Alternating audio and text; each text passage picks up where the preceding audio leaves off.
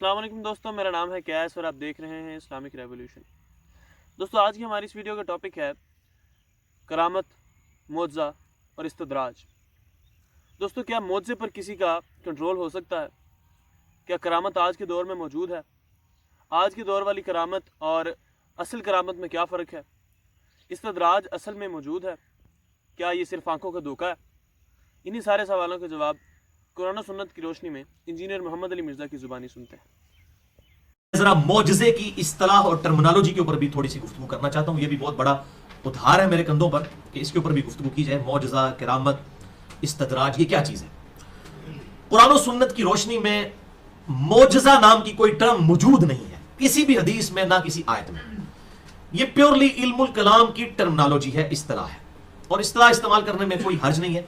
قرآن حکیم میں جو معجزے کے لیے اصطلاح استعمال ہوئی ہے وہ ہے آیتن، وقف کریں گے آیا، سائن، نشانی، سائن ہم کہتے ہیں اس کو انگلش کے اندر، اس لیے ہم جو سگنیچر بھی کہتے ہیں ان کو بھی سائن کہتے ہیں، یعنی ہماری نشانی، اور اردو میں ہم اس کو نشانی کا لفظ استعمال کرتے ہیں۔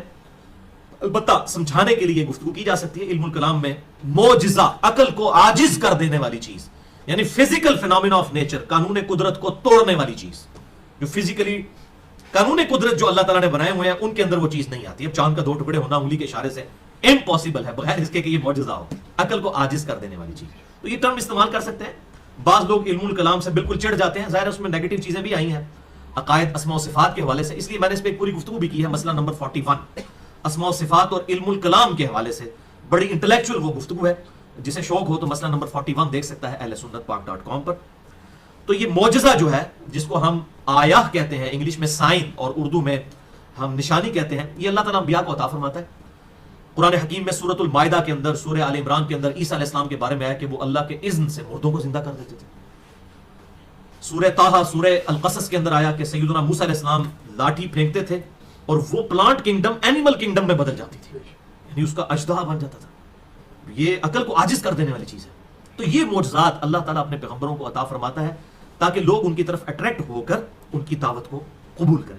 اس حوالے سے ہمارے نبی صلی اللہ علیہ وسلم کا معجزہ یہ ہے القرآن، کیونکہ آپ کی نبوت قیامت تک کے لیے تھی، آپ کا معجزہ بھی قیامت تک کے لیے۔ اسی پہ تو میں نے مسئلہ 85 ریکارڈ کروایا، وہ بڑا دلچسپ ہے، جسے شوق ہو ضرور دیکھے۔ قرآن اور قتال، ہمارے محبوب صلی اللہ علیہ وسلم کی 2 خصوصیات۔ تو اب یہاں پر یہ بھی سمجھ لیں کہ یہ معجزہ نبی کے اختیار میں نہیں ہوتا، جب اللہ تعالیٰ چاہتا ہے اس کے لیے ظاہر کر دیتا ہے۔ یہ کوئی کیپیبلٹی نہیں ہے جو کسی کو حاصل ہو جائے۔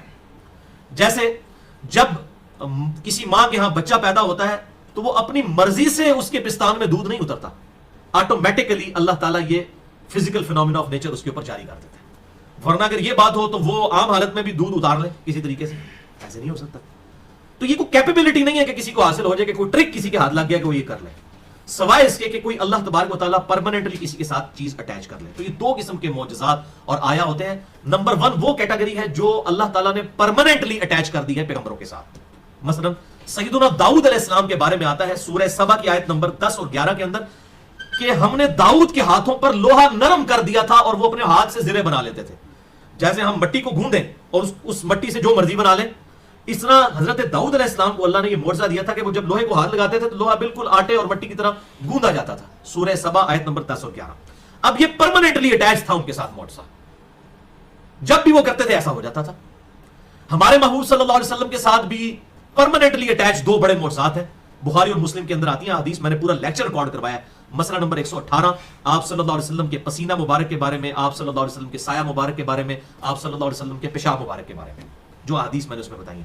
بل اس میں میں نے یہ دونوں حدیث بھی بتائی تھی، صحیح بخاری اور مسلم کے ریفرنس سے، کہ 2 بڑے معجزات آپ کے ساتھ پرماننٹلی اٹیچ تھے۔ ایک تو آپ کے مبارک پسینے سے خوشبو آتی تھی، اب یہ امپاسبل ہے، یہ تو نہ کسی صحابی کے پسینے سے آ سکتی ہے اور نہ ہم میں سے کسی کی آ سکتی ہے، یہ ایکسٹراڈنری ہے، پسینے میں سے ہمیشہ بدبو آتی ہے۔ اور دوسرا آپ صلی اللہ علیہ وسلم اپنے پیٹھ کے پیچھے بھی دیکھ لیتے تھے، یہ بھی بخاری اور مسلم دونوں میں، یعنی آپ صلی اللہ علیہ وسلم کو ان 2 آنکھوں سے 360 ڈگری کا ویژن نظر آتا تھا۔ یہاں پر آنکھ مبارک نہیں تھی پیچھے کوئی، لیکن انہی آنکھوں سے ہم تو دیکھیں 180 ڈگری سے زیادہ دیکھ نہیں سکتے، تو آپ صلی اللہ علیہ وسلم اپنے پیٹھ کے پیچھے بھی دیکھتے تھے۔ یہ پرماننٹلی اٹیچ تھا آپ کے ساتھ معجزہ۔ اچھا، دوسری قسم کے معجزات وہ ہیں جو for the time being attach ہوتے ہیں، وقتی طور پر اللہ تعالیٰ جب چاہتا ہے ظاہر فرما دیتا ہے۔ مثلا موسیٰ علیہ السلام کے ہاتھ میں عصا تھا، پہلی دفعہ جب اللہ تعالیٰ سے ان کی گفتگو ہوئی قرآن حکیم میں، اللہ نے کہا تیرے ہاتھ میں کیا؟ انہوں نے کہا جی یہ میرے ہاتھ میں جو ہے وہ آسا ہے, میں اس سے اپنی بکریوں کے لیے پتے جھاڑتا ہوں. تو اللہ تعالیٰ نے کہا کہ اس کو ذرا پھینکو. انہوں نے پھینکا تو وہ اژدہا بن گیا. تو موسیٰ علیہ السلام وہاں سے بھاگے. کیوں بھاگے؟ ڈر کے. اگر ان کو اینڈ رزلٹ پتا ہوتا کہ یہ میں خود بنانے جا رہا ہوں تو کبھی بھی نہ بھاگتے. مثلا جس شخص نے پہلی دفعہ کبھی ماچس کی تیلی لگائی اور اس کو پتا نہ ہو, چھوٹے بچے کو, کہ اس میں سے ایک دم آگ نکلتی, تو آپ دیکھیں فوراً ڈر جاتا ہے, کیونکہ اس کا پہلا ایکسپیرینس کوئی نہیں ہوتا. ہاں جب ایکسپیرینس ہو جاتا ہے پھر وہ خود لگاتا رہتا ہے. اب موسیٰ علیہ السلام کا یہ قطعاً ایکسپیرینس نہیں تھا کہ یہ پلانٹ کنگڈم اینیمل کنگڈم میں بدل جائے گی, ورنہ کبھی پریشان نہ ہوتے. وہ کہتے ہیں مجھے پتا ہے میں آپ بنایا, جس نے کہتے ہیں بزرگ کر لیندے نے. وہ آج کل نہیں ویسے کر سکتے بزرگ, سارے فیل ہو گئے ہیں, کیونکہ جیو نیوز آ گیا ہے, ARY آ گیا ہے, سما آ گیا ہے, دنیا ٹی وی آ گیا ہے, اور ایکسپریس آ گیا. ان بزرگ سارے فیل ہیں, انہیں دکھائی نہیں سکتے. پرانی اسٹوریاں لکھ دے رہے ہیں جھوٹ. ان تو بھائی کہیں گے جی ویڈیو بناؤ. اب یہ بزرگ سارے فیل ہیں, وجہ ہے کہ یہ کام ایسے کر نہیں کوئی سکتا, تو ویڈیو بنانی پڑے گی, اور ویڈیو بنائیں گے سارے پول کھل جائیں گے. آپ آئے دن اخباروں میں دیکھیں گے ساری چیزوں کے پول کھل رہے ہوتے ہیں. تو اب یہ انشاءاللہ تعالیٰ قیامت تک کے لیے اس فتنے کا دروازہ بند ہو گیا. اور وہ جتنا بھی کوئی اس طرح کا مسئلہ اٹھاتا ہے وہ میڈیا والے پورا ڈیپ کر کے اگلے دن بتا دیتے ہیں یہ تماشا کیتا جانا نہیں. ہاں انبیاء کا معاملہ ڈفرنٹ ہے, کیونکہ اللہ نے ان کو منوانا ہوتا ہے. بزرگوں کو منوانا اللہ تعالیٰ کی ذمہ داری نہیں ہے, کیونکہ وہ دین نہیں ہے نا. دین تو ہے انبیاء کو ماننا, ان کے اوپر نازل کتابوں کو ماننا. بزرگوں کو ماننا تو دین نہیں ہے نا.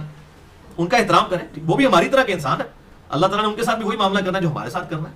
ٹھیک ہے, ہو سکتا ہے کہ یہ جو بعض تو لبادے اوڑھ کے بزرگ بنے ان کے ہمارے سے بھی کوئی برا معاملہ ہونے والا ہو, ولیعوذ باللہ تعالیٰ. وہ تو قیامت والے دن ہی پول کھلیں گے. اللہ تعالیٰ ہم سب کے گناہوں پر پردہ قیامت والے دن ڈالے.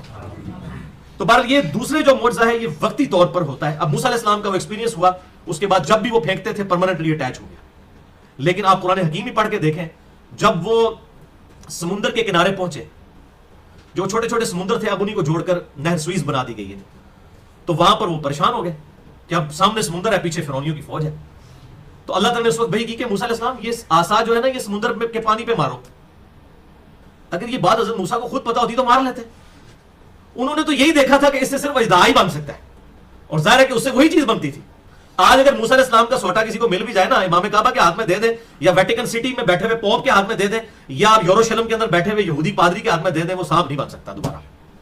وہ بھی اللہ تعالیٰ جب چاہے گا تو بناتا رہا. اب موسیٰ علیہ السلام کو نہیں پتا تھا کہ اس کے اندر یہ بھی ہے, وہ واقعی ہے بھی نہیں تھا. اللہ نے کہا مارا تو راستہ بن گیا. تو اس کا مطلب وہ موسیٰ علیہ السلام کے ساتھ وہ وقتی طور پر وہ معجزہ ہوا, وہ والا معاملہ جو راستہ بن گیا. تو یہ ہے پرماننٹلی اٹیچ معجزات اور وقتی طور پر معجزات. تو یہ معجزہ کسی نبی کے اختیار میں نہیں ہوتا, یہ اب الگ سے ٹاپک ہے. میں دو آیات بتا دیتا ہوں, سورہ بنی اسرائیل کی آیت نمبر 93 اور سورۃ الانعام کی آیت نمبر 35, گھر جا کے پڑھ لیجئے گا. اللہ تعالیٰ فرماتا ہے کوئی نبی معجزہ خود سے دکھا ہی نہیں سکتا, اللہ تعالیٰ جب چاہتا ہے اس کے لیے ظاہر کرتا ہے. اس کے اختیار میں یہ قتل ہوتا ہی نہیں ہے, یہ کوئی کیپیبلٹی نہیں کہ کسی کو حاصل ہو جائے.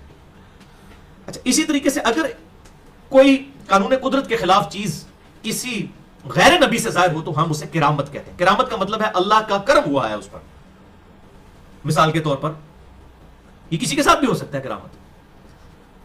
مجھے کسی دن اچانک جو ہے وہ اپنا کوئی پرانا دوست یاد آیا جو میٹرک میں میرے ساتھ پڑھتا تھا, اور 20 سال ہوئے ملاقات نہیں ہوئی ہے, اور میں اسے یاد کروں اچھا یہ کرتے تھے, اور گھر سے میں باہر نکلا بازار میں چیز لینے کے لیے تو اچانک وہی دوست میرے سامنے آ گیا 20 سال بعد. یہ کرامت ہوگی. اللہ تعالیٰ نے ایسا کوئی ایکسٹراڈنری ایکسپیرینس کروایا, یا کسی نے کوئی دعا کی اللہ تعالیٰ نے اس کی دعا قبول کر لی. اس قسم کے ایکسپیرینسز ہوتے ہیں, اس کو ہم کرامت کہتے ہیں, اور یہ بالکل برحق ہے. یہ جو جعلی قسم کی چیزیں بنائی ہوئی ہیں نا, نگاہ مار کے اینڈ ساڑ دیتا ہے, اونج کرتا ہے, انج نہیں ہوتا بھائی جی. دعا ہے, اللہ قبول کرے. اللہ نے تو اپنے محبوب صلی اللہ علیہ وسلم کی کئی دعاؤں کے بارے میں کہا کہ یہ واپس ہے. مسئلہ نمبر 55B سن لیں آپ, ٹھیک ہے. تو وہ یہ لوگ اس بات کی بولی ہیں.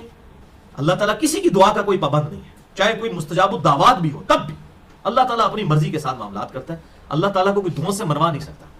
کرامت بالکل برحق ہے. میں ایک کرامت آپ کو صحیح سند کے ساتھ بتا دیتا ہوں. یہاں پر امام بہیقی رحمہ اللہ کی کتاب ہے دلائل النبوہ, تقریباً 3200 کے قریب احادیث ہیں اس میں, اور وہ ہے ہی دلائل النبوہ, نبوت کے بڑے بڑے دلائل. اس میں معجزات اور آپ صلی اللہ علیہ وسلم کی بڑے بڑے علامات نبوت کے واقعات, اور اس میں صحابہ کی کرامات بھی موجود ہیں.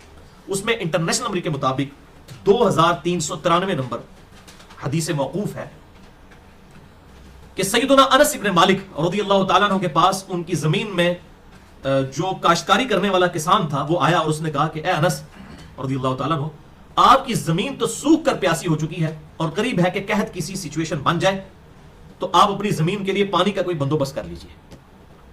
تو حضرت انس ابن مالک رضی اللہ تعالیٰ عنہ کھلے میدان میں نکلے, انہوں نے بڑی لمبی نماز پڑھی, اور اس کے بعد ہاتھ اٹھا کر اللہ کے حضور دعا کی, اور پھر آپ گھر واپس آ گئے. اور پھر گھر میں سے کسی کو بھیجا کہ جا کے دیکھو بارش ہوئی ہے کہ نہیں. ذرا تسی کانفیڈنس لیول دیکھو, اعتماد دیکھو نبی صلی اللہ علیہ وسلم کے خادم خاص انس ابن مالک جو 83 ہجری میں 93 ہجری میں فوت ہوئے، آپ صلی اللہ علیہ وسلم کے بعد 82 سال تک زندہ رہے، انس ابن مالک رضی اللہ تعالیٰ عنہ۔ تو گھر والے گئے تو انہوں نے کہا کہ وہ تو کالے بادل چھا چکے ہیں اور بارش شروع ہو چکی ہے، لیکن وہ بارش صرف آپ کی زمین کے اوپر ہوتی ہے۔ اللہ اکبر، یہ آپ اس کو آپ حادثہ بھی نہیں کہہ سکتے۔ اور اس کے بعد انہوں نے کہا کہ جب دیکھ کے آؤ تو انہوں نے دیکھا کہ بارش وہاں پر ہو کر اور وہ بعد پہ بادل جو ہے وہ چھٹ گئے اور کسی کی زمین پہ بارش نہیں، ایگزیکٹ وہ انہی کی دعا سے ان کی زمین کے اوپر اللہ تعالیٰ نے یہ معاملہ کیا۔ یہ بالکل صحیح سند کے ساتھ دلائل النبوہ امام بھائیکی رحمہ اللہ کی کتاب ہے، انٹرنیشنل نمبر کے مطابق 2393۔ تو یہ معاملات ہو سکتے ہیں۔ اس کے اگینسٹ استدراج بھی ہوتا ہے۔ استدراج جو ہے بالکل اس کا اپوزٹ ہے، اللہ کے دشمن سے، کسی یہودی سے، کسی عیسائی سے، کسی ہندو سے، کسی بدھسٹ سے بھی کوئی ایسی چیز ما فوق الفطرت سرزد ہو سکتی ہے۔ آج بھی کتنے ہیں جو ایسے کرتب کر کے دکھا دیتے ہیں، تو اس کو ہم استدراج کہتے ہیں۔ وہ شیطانی چیز ہوتی ہے اور اس کی بنیاد کے اوپر ایسے معاملات نہیں ہو سکتے۔ فرعونیوں نے جو موسیٰ علیہ السلام کے مقابلے پر جادوگر اکٹھے کیے تھے تو انہوں نے دیکھے نا کیسا ان کی نظر بندی کی کہ وہ رسیاں ان کو سانپ بن کے نظر آئے، حالانکہ پریکٹیکلی وہ بنی نہیں تھی لیکن ان کو نظر آ رہی تھی، کیونکہ پریکٹیکلی تو سورۃ الحج میں آیا کہ کوئی ایک مکھی بھی نہیں بنا سکتا، وہ بنا کچھ نہیں تھا، صرف نظر کا دھوکہ تھا۔ اور موسیٰ علیہ السلام بھی ڈر گئے۔ اس سے یہ بات پتہ چلی کہ نبی کے اوپر بھی جادو کا اثر ہو سکتا ہے، اس کے نبوت کے معاملات ڈسٹرب نہیں ہوں گے، لیکن وقتی طور پر موسیٰ علیہ السلام بھی اس معاملے میں ڈرے۔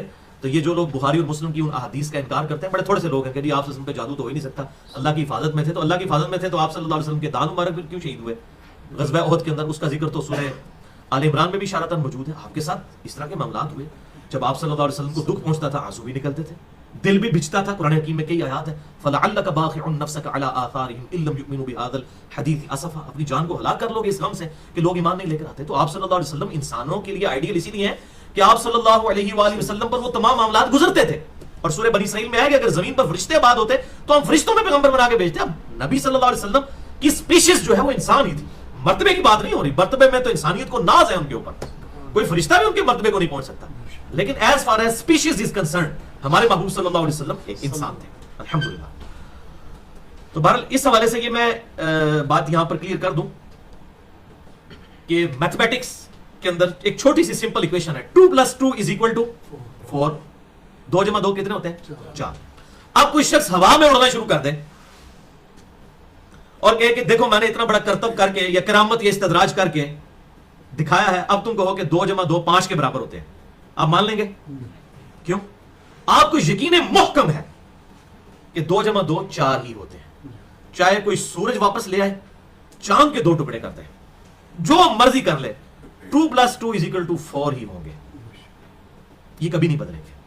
ہم ان ساری چیزوں کو کہیں گے ہاں آپ نے کر کے دکھا دیا ہے، لیکن 2+2 = 4 ہی ہے، یہ ہمیں یقین ہے۔ تو بھائیو اگر 2+2 = 4 ہے تو ان بزرگوں اور بابوں کی جعلی روایتیں اور جعلی قسم کی کرامات کی کتابیں، ان کو پڑھ کے ہم کتاب و سنت کو چھوڑ دیں گے؟ ہم ایاک نعبد و ایاک نستعین کو مانیں گے یا اس کو مانیں گے کہ سن فریاد پینا دیا پیرا میری فریاد سنی کن دھر کے ہو، بیڑا میرا وچ کھپرا دے جتھے مچ بھی نہ بہندے ڈردے ہو؟ تو ان شعروں کے اوپر ہم اپنے عقیدے رکھیں گے۔ اگر 2 × 2 4 ہے نا، وہ کبھی غلط نہیں ہو سکتا، تو قرآن حکیم اور حدیث بھی کبھی غلط نہیں ہو سکتی۔ بزرگ غلطی کھا سکتے ہیں، ان کی کتابیں بھی تبدیل ہو سکتی ہیں، ان کے شعر بھی غلط ہو سکتے ہیں۔ یہ میں نے دی ہے علمی طور پر ایک پھکی اس حوالے سے کہ کم از کم لوگ قرآن حکیم اور صحیح الاسناد حدیث کو 2 × 2 4 جتنا تو کم از کم مرتبہ دیں۔ اب رہا قرآن حکیم میں تخت بلقیس والا واقعہ، اسی طریقے سے حضرت خضر علیہ السلام کا واقعہ اور صوفیاء کے نظریات، اس حوالے سے میں آلریڈی کئی لیکچرز دے چکا ہوں، یہاں پر صرف تعارف کروا دیتا ہوں۔ 5 لیکچرز ہیں، مسئلہ نمبر 55A نمبر 1، مسئلہ نمبر 39، مسئلہ نمبر 6B، مسئلہ نمبر 13 اور مسئلہ نمبر 40، جس میں میں نے ڈیٹیل کے ساتھ صوفیاء کے عقائد اور نظریات اور اس حوالے سے چھوٹی چھوٹی باتیں قرآن حکیم سے پکڑ کر اور اپنا لقمہ ان کے منہ میں ڈال کر غلط رزلٹ نکالنے کی کوشش کرتے ہیں۔ میں الحمدللہ ان چیزوں کو ایڈریس کر چکا ہوں الحمدللہ۔ علمی پوائنٹ نمبر 3، اور وہ ہے بھائیو، اچھا تو دوستوں امید کرتا ہوں کہ آپ کو آپ کے سارے سوالوں کے جواب مل چکے ہوں گے کہ کرامت جو ہمیں بتائی جاتی ہے اس کا قرآن و سنت سے ایسا تعلق نہیں، معجزہ جو ہمیں بتایا جاتا ہے وہ ویسا بالکل نہیں، استدراج جو کہ بالکل آنکھوں کا دھوکہ ہے۔ امید کرتا ہوں کہ یہ ویڈیو دیکھنے کے بعد آپ علمی طور پر متاثر ضرور ہوئے ہوں گے۔